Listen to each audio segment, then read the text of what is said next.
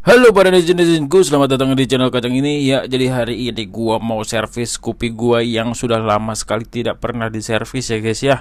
Ya dimana kondisinya sudah sangat amat memprihatinkan. Ya, bisa dilihat bagian cover dari knalpotnya sudah sangat amat bengkok kan, sering ketubruk, dan bagian kirinya pun juga udah pada baret-baret.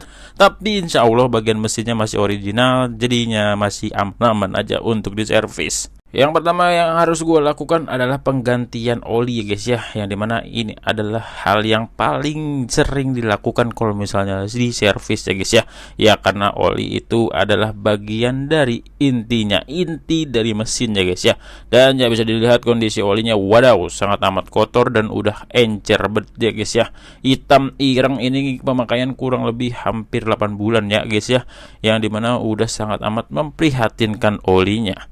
Ya, jadi buat teman-teman kalau misalnya punya motor, alangkah baiknya dirawat ya guys ya. Nah, di sini langsung aja buka bagian cover ya guys ya, cover body, karena pengen diservis bagian TB-nya sama intake-nya guys ya.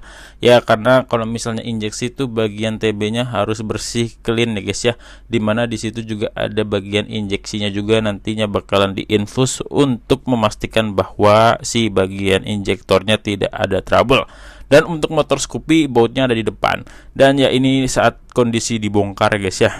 Motor sejauh ini sih aman-aman aja, tidak ada trouble. Cuman emang harus ada permajaan sedikit, kayak memperbersihkan bagian TB, intake, dan bagian filter udara dari motor Scoopy ini.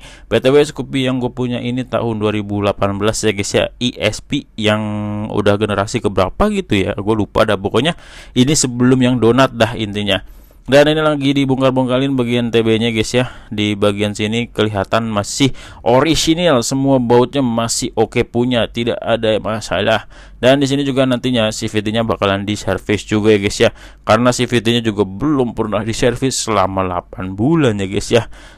Nah, di sini gue pakai olinya oli Motul 1030 yang apa ya? Ini bisa dibilang sih nggak yang premium amat. Dan di sini gue juga pakai oli dari gear gardannya menggunakan oli Motul juga. Terus di sini gue beli juga buat cleaner intake ya guys ya, biar bersih, kinclong dan cling. Dan di sini juga gue beli apa sih namanya ini tuh, buat yang kayak injektornya itu loh. Nah, lanjut di sini bagian intake manifoldnya sudah dilepas, dan ya bagian lubang innya kotor banget ya guys ya, tapi nggak masalah karena masih ori.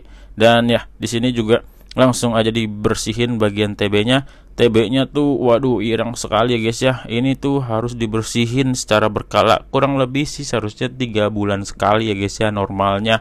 Tapi ya karena ini motor bukan motor capek, melainkan rutenya rute pendek alias bini gue yang make, dan RPM-nya pun gak pernah RPM tinggi, jadi nggak masalah. Jadi selagi motornya dipakainya santai-santai aja, mau kondisi kotor hidung seperti ini sih seharusnya masih aman-aman aja. Asal jangan main di RPM tinggi aja. Kalau misalnya motor udah nggak diganti oli, RPM tinggi, wadaw, nanti malahan gancet dan berbahaya. Nah, di sini yang alat tadi gua perkenalkan, injektor cleanernya langsung dipakai guys ya. Sembari disemprot-semprot, sembari dilapin, dipastiin tidak ada yang bagian baret atau semuanya baik-baik saja. Ya gue sembari berdoa di sini guys ya, karena takutnya ada masalah atau ada troubleshoot atau ada hal-hal yang tidak diinginkan. Nantinya kalau misalnya ada hal-hal yang tidak diinginkan, mau gak mau harus ganti part ya kan ya. Jadi semoga aja sejauh ini tidak ada masalah, dan semoga aja nyampe ke depan dan nyampe selesai lah, kagak ada masalah juga guys ya. Langsung aja disemprotin di sini biar bersih dan performa nantinya naik pastinya. Nah, di sini bagian TB-nya nih, tadi kan bagian intake manifoldnya atau leher angsanya. Di sini TB-nya juga harus dibersihin juga nih guys ya. Bagian sisi-sisinya, terus bagian dari scape-nya, semuanya harus dibersihkan menggunakan semprotan ini. Untuk semprotannya bebas kalian mau menggunakan apa, tapi enaknya kalau pakai semprotan ini di bagian sili-sili yang bagian kecil-kecil itu atau kisi-kisi yang kecil-kecil itu bisa disemprot dengan baik dan benar. Karena kalau misalnya pakai bensin pun juga sebenarnya bisa, cuman ya terkadang kalau pakai bensin agak sedikit susah pakai kuas, dan harus alat bantu yang namanya semprotan yang buat kompa ban. Itu juga bisa sebenarnya, cuman biasanya itu butuh tenaga yang lebih ahli. Jadi lebih enak sih pakai yang ini aja ya guys ya, cuman kadang lebih mahal aja. Terus dites juga bagian scape-nya apakah ada trouble, ada baret. Ternyata tidak. Ya seharusnya sih pemakaian perempuan tidak ada masalah ya guys ya. karena ya ini adalah motor bini gua yang dimana biasa dipakai buat hari-harian mereka kerja atau bini gua kerja. Jadi seperti itu ya guys ya.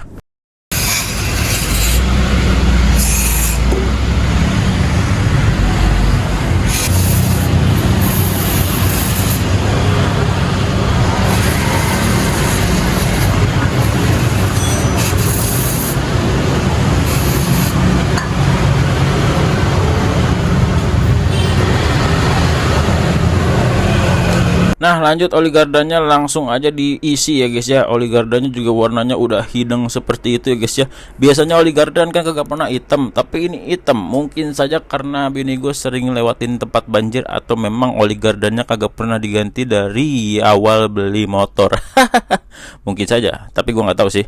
Dan di sini lanjut aja buka yang namanya bak CVT-nya karena mau diservis bak CVT-nya. Dan di sini langsung dibuka-bukain baut-bautnya satu persatu. Jangan sampai ada yang hilang ya guys ya, karena ini tricky banget sebenarnya. Karena di sini tuh adalah jantung keduanya dari si motor matic. Kalau bagian sininya bisa masalah, nantinya bisa lari ke bagian mesin intinya. Jadi pastiin ininya baik-baik saja, tidak ada masalah. Dan ya, wadaw, ternyata mangkoknya warnanya udah biru ungu seperti ini. Ini adalah pertanda bahwa mangkok CVT-nya kepanasan, yang dimana cara penggunaannya rem dan gas dilakukan secara bersamaan. Ya, ini adalah hal yang wajar buat seorang wanita, karena untuk menjaga biar motornya gak ngaceng. Dan langsung dibuka aja partisi-partisi satu persatu dari motor ini. Ya, di sini fin beltnya masih bisa dipakai, bagian pulinya juga aman, as-asnya juga aman, tidak ada yang baret atau tidak ada yang gompal-gompal. Berarti sejauh ini bengkel-bengkel yang disinggahi oleh bini gua sejauh ini pada amanah-amanah aja guys ya. Karena motornya tidak ada hal-hal yang fatal, bisa dibilang fatal ya, atau servis-servis yang rusaknya fatal itu tidak ada di motor ini atau tidak ditemukan. Hanya saja di sini si bagian silennya perlu diganti karena olinya udah keluar-keluar tipis ke bagian CVT ini nih. Bisa dilihat warnanya udah keruh, yang dimana keruhnya itu tuh bukan keruh debu, alias keruh menguapan si bagian si oli yang ada di CVT itu. Sealnya emang harus diganti. Dan di sini pulinya udah geradakan seperti ini, ya wajar lah, karena emang seharusnya puli itu diganti 3 bulan sekali. Dan di sini mangkoknya juga udah warnanya udah biru kayak gini. Ini sebenarnya sih harus diganti, cuman sejauh ini sih masih bulat, karena biasanya kalau mangkok CVT udah nggak bulat harus diganti. Dan lanjut proses pembersihan CVT menggunakan bensin dan koas. Tepatnya sini bukan bensin ya, injektor cleaner yang tadi dipakai yang cairannya masih ditadahin. Nah ini digunain untuk bersihin bagian pulinya. Nah di sini pulinya gue masih mempertahankan yang orinya, hanya saja yang gue ganti adalah rollernya sama bagian apa ya namanya itu ya, kayak spons-sponsnya itu loh, yang buat biar kagak terlalu gedek di bagian puli saat terbuka dan tertutup. Jadi seperti itu ya guys ya, dibersihin dan bersihin.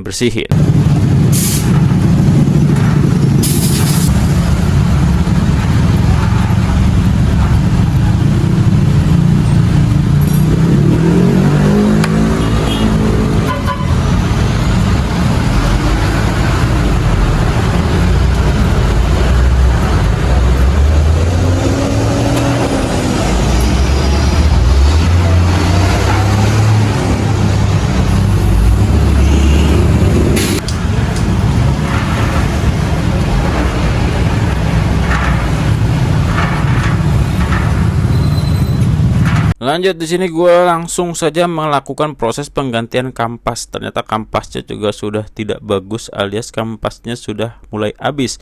Oleh sebab itu gue ganti kampasnya, punya kampasnya Daytona ya guys ya.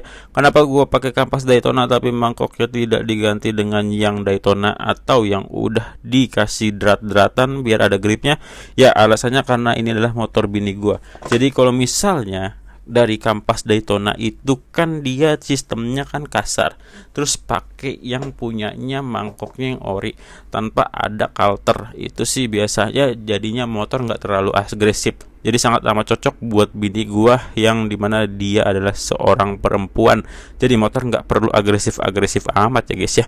Yang penting bisa jalan pelan. Jadinya di sini gua ngutamain keawetan dan yang namanya kekuatan, tapi tidak terlalu agresif motornya.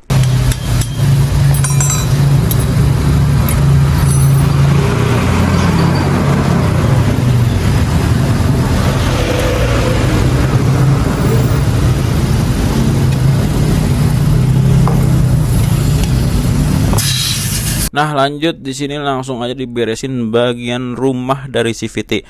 Nah, di sini kondisinya udah diganti bagian seal CVT-nya guys ya. Sudah nggak bocor lagi. Yang dimana videonya kagak gua sempet videoin karena tadi gua lagi ngevideoin saat pemasangan kampas, tapi di sini lagi dilepas. Jadinya gua nggak dapet video atau tag video di bagian seal ini. Jadi ini disemprot-semprot menggunakan yang namanya carbo cleaner atau injector cleaner, atau itulah namanya yang cleaner itu, langsung dilap, disemprot, dilap, disemprot sampai jadinya bersih total pokoknya. Nah, ini ditambahin lagi ya guys ya, karena ada yang membandel. Di sini gue beli lagi untuk mempermudah yang namanya kotoran-kotoran itu lepas dan terhempas, karena ya masih mumpung lagi dibongkar biar kagak kerja 2 kali nantinya. Nah, itu kan jadinya bersih kan, jadi celing dah jadinya tuh CVT. Untuk kedepannya atau 3 bulan kedepannya jadinya lebih enak lah pokoknya nanti pas servisnya ya guys ya. Meletup, lupa atasnya nggak dibuka. Untung kagak ada yang rokok. Buar.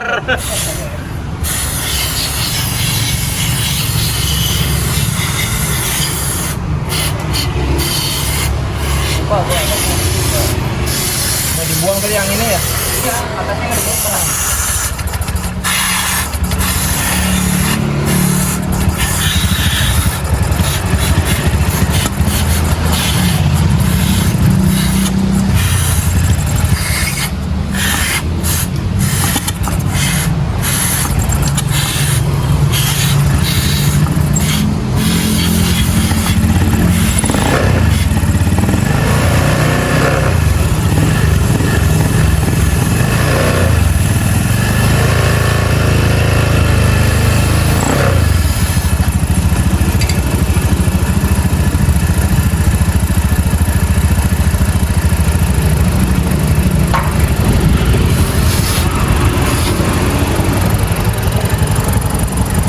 Nah, ini dia kampas Daytonanya sudah terpasang dan langsung saja dikunci-kunci ya guys ya. Di sini persentrinya masih menggunakan persentri bawaan yang belum gua ganti, menggunakan persentri yang baru.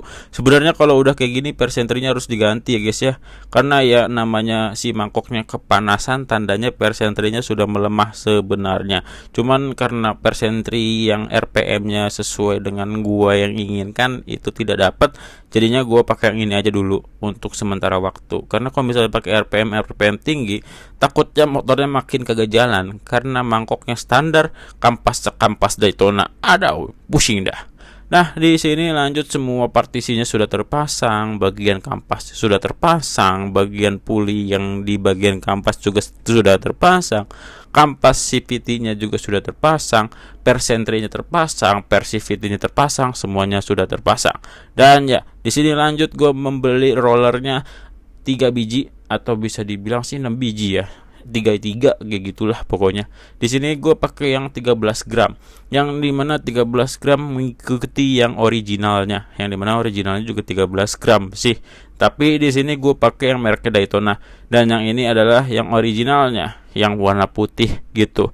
Dan yang enggak originalnya ini atau yang Daytona, gue berharap biar lebih kuat dan lebih awet ya guys ya. Karena kalau yang original terkadang memang suka cepet habis. Dan ya, gue ngegantiin semua partisi ini di CMS Cipondoh ya guys ya, atau Ciledug. Pokoknya perbatasan itu lah yang di lampu merah 3, simpang 3 itu, atau pertigaan deng. Dan di sini langsung aja ngerakit bagian pulinya di bagian cover kan tuh jadinya. Rollernya dipasangin ya guys ya, satu persatu, dan pastiin jangan kebalik ya guys ya. Karena kalau misalnya kebalik tidak searah-arah jarum jam nanti bisa bopeng dan keluar. Dan di sini gue juga minta dikasih namanya grease. Terkadang abangnya juga suka lupa ya guys ya. Jadi kita harus lebih sedikit teliti saat pembongkaran CVT untuk dimintain grease-nya. Karena grease ini harganya nggak seberapa penting, tapi suka dilupakan. Nah, ini di sini udah mulai kelihatan baret ya asnya ya. Gua berharap sih tidak menjadi hal yang fatal, karena asnya itu baret di bagian situ saja, tidak ada masalah dan rollernya tetap bisa dipertahankan karena rollernya di situ masih aman-aman aja ya guys ya. Dan sebenarnya itu sih kalau udah garis-garis kayak gitu gua rasa harusnya ganti, cuman gua rasa untuk pemakaian seorang wanita tidak perlu diganti karena RPM-nya nggak terlalu tinggi untuk pekerjaan sehari-hari ya guys ya, dan dirasa juga nggak terlalu dalam, itu hanya baret permukaan aja yang dimana sudah kehabisan bagian grease kala waktu servis sebelumnya ya guys ya. Nah, ini adalah proses pemasangan puli yang tadi sudah gua angkat atau sudah gua bicarakan bahwa pulinya ini rollernya jangan sampai terbalik pemasangannya, karena kalau misalnya terbalik bisa pecah. Kenapa? Karena ada yang bagian tertutup tembaga, ada juga yang enggak. Dia bisa meletak kemana saja dan bisa menjadi gesekan di bagian dinding si roller ini atau si puli ini. Nah, itu yang bisa mengakibatkan motor kalian bunyi cik cik cik cik cik seperti itu ya guys ya. Dan ya, ini adalah segitiga bantalan pulinya supaya tidak terlalu goyang nantinya. Dan ya seperti itu, langsung aja dipasang-pasang ya guys ya. Semuanya gua pakai produk mereknya Daytona. Kenapa? Biar satu brand ya guys ya, biar tidak ada yang kalah satupun. Karena biasanya kalau misalnya gue beli satu brand kokoh semua ya guys ya.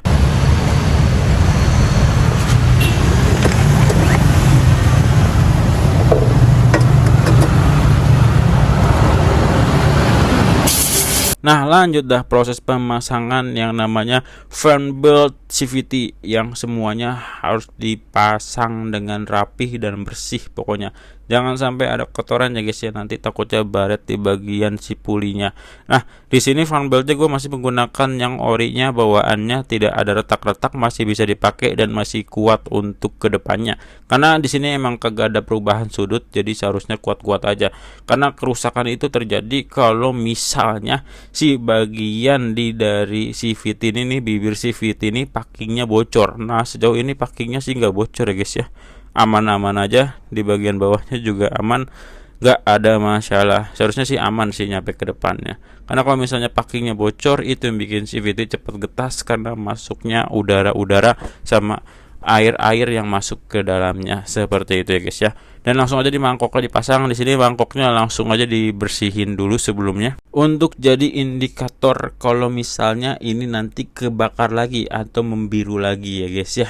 Jadinya dibersihin sedikit supaya kalau misalnya jadi biru lagi menjadi sebuah indikator kalau ini sudah kebakar dan harus diganti mangkoknya.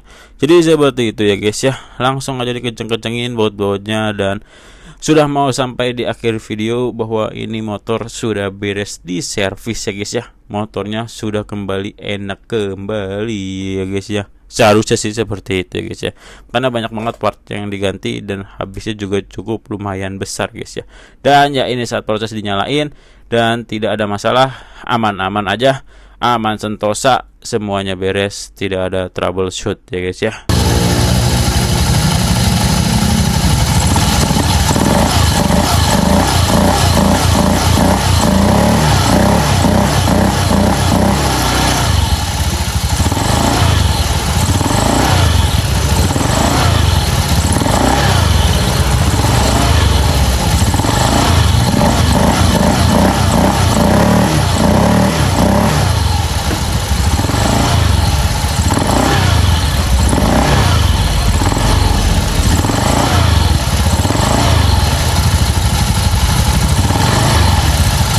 Oh iya, dan terakhir di sini gue langsung servis bagian pengeremannya, di mana bagian pengeremannya sudah mengalami trouble dan langsung aja diinfus ulang atau diinjeksi ulang menggunakan minyak rem yang baru biar lebih enak dan lebih pakem. Jadi di sini kalau di CMS enaknya pakai alat penyedot seperti itu. Jadinya nggak usah pusing-pusing yang namanya bubble di bagian dalamnya, karena udah pasti keisi semua sama yang namanya minyak. Gak mungkin ada yang namanya keisi sama udara doangan. Jadi seperti itu ya guys ya. Dan ya, sudah di penghujung video akhirnya motor gua udah beres. Ini adalah servis selama 20 menit lamanya, diringkas-ringkasin, tapi sebisa mungkin gue jelasin secara keseluruhan apa aja yang gue ganti. Oke, terima kasih. Jangan lupa di like, comment, subscribe. Sampai jumpa di next episode. Guru Dwi Hidayat pamit. Bye bye.